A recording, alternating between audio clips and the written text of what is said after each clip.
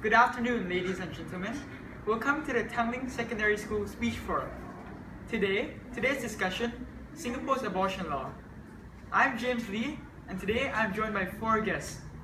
First, we have Mrs. Nur Camelia, spokesperson from Singapore's Department of Health and Human Services.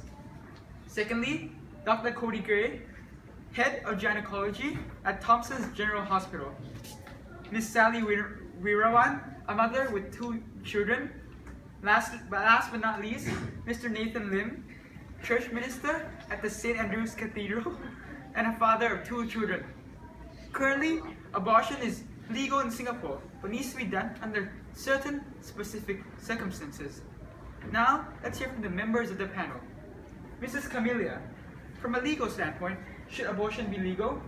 Good afternoon. I'm in charge of the Department of Health and Human Services, and I'm against abortion.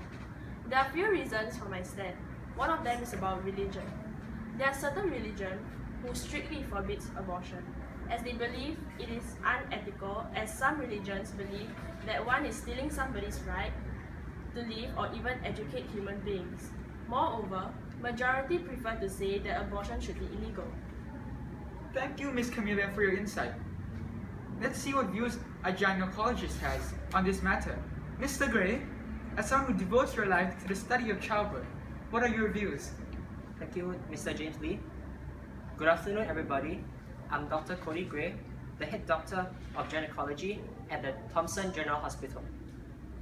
First of all, I think abortion should be legal in Singapore, mainly due to the fact that in some cases, doctors may already foresee the outcome if the baby is allowed to be fully developed and be delivered. During the mother's gestation period, we are able to predict and foresee whether the baby will be born with certain disabilities or illnesses, which could affect the baby's life in the future. If it is going to have a hard life after birth, or even die within a few days of birth, abortion will actually allow the baby to not suffer at a later date. Thank you very much, Mr. Gray. Now let's hear from Ms. Sally Weerawan, a mother of 2-year-old daughter. Ms. Weerawan, do you think abortion should be legal? Good afternoon, I'm Sally, and I'm a mother of a 2-year-old girl. Despite still being in university, I have been coping fine my studies and my family recently, although I struggled during the first half of the year after I gave birth. I believe it is definitely hard for any mother who is still schooling to take up this huge responsibility of having children and studies at the same time. However, in my point, I am totally agree for mother-to-be to decide on whether or not they should keep their child. It is often for me to get really stressed and get really tired with a few hours of sleep and every single day, trying to balance out all my responsibility at the same time. With double priorities, it is indeed very tiring, but also I'm glad that I made the choice to keep my girl. However, I don't really recommend abortion, as the process itself is a really cruel thing, as you literally is killing a life that hasn't gotten a chance to see the world in which we are living in now. Thanks, Ms. Weerawan. Now let's hear from someone with a more religious view. Mr. Nathan Lim. Mr. Lim, I understand that you are fairly religious. I hope you can share your views with us today. Okay, good afternoon everyone. I'm Mr. Nathan Lim, church minister at St. Andrew's Cathedral and a father of 2. In my opinions, abortion is inhumane. It is a way of murdering. Life is holy, pure, and inviolable, and we must respect it as we respect God, the giver of life.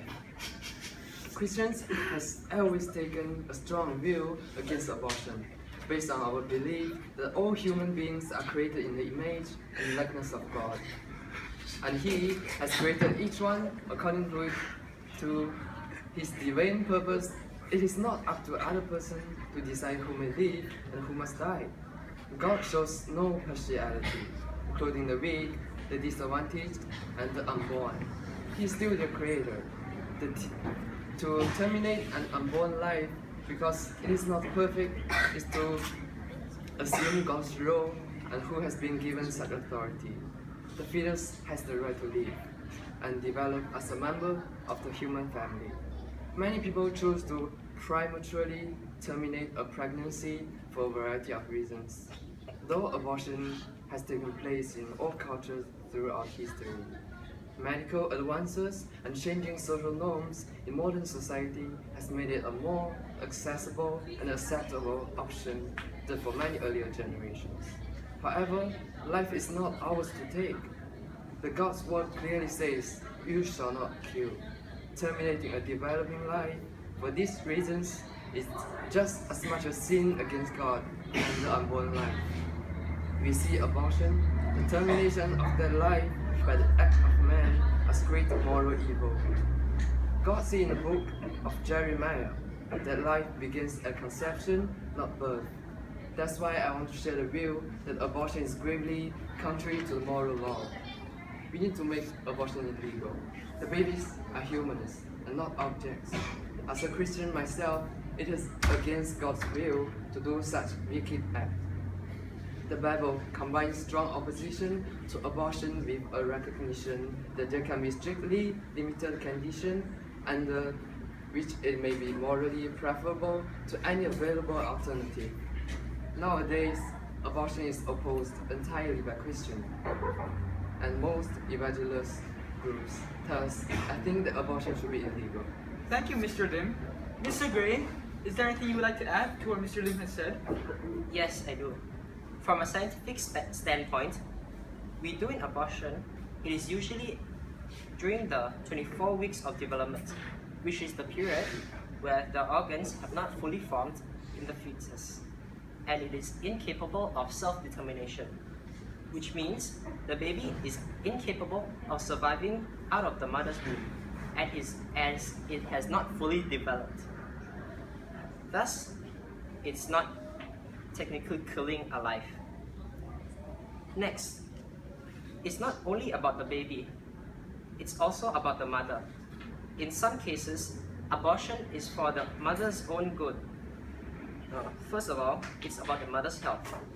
Not just her physical health, but in a sense that, her physical health is at risk.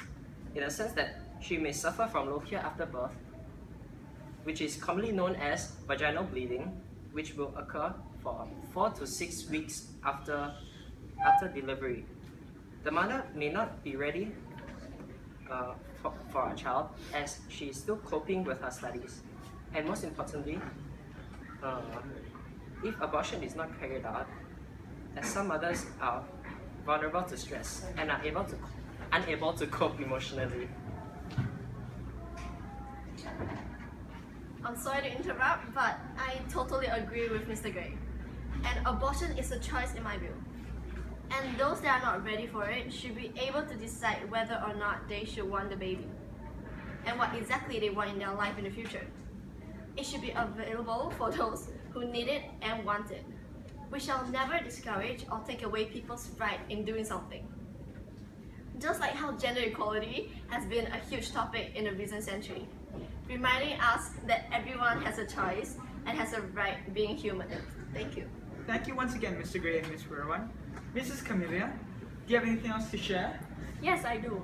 And I agree with you, Mr. Gray and Ms. Sally. To add to that, in this real world, cases such as rape, the young affecting the mother's life, or couples not being able to cope with providing the basic needs of a baby due to low-income household could be the reason why abortion should be legal.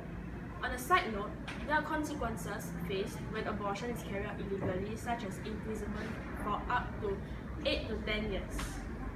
Furthermore, banning abortion completely is never a good idea, as mothers who want to abort would risk their lives by doing illegal abortion.